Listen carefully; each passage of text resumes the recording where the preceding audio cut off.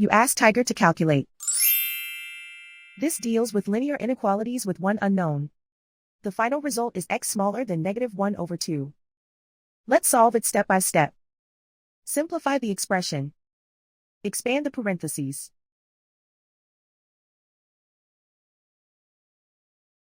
Simplify the arithmetic.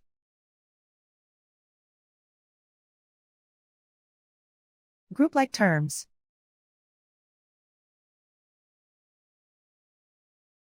Simplify the arithmetic.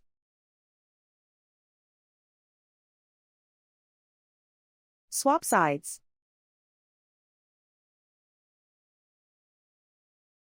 Group all constants on the right side of the inequality. Subtract 13 from both sides.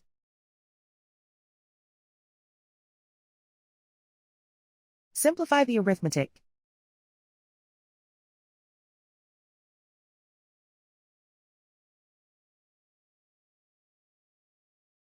Isolate the x.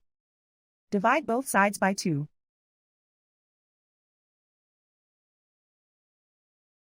Simplify the fraction.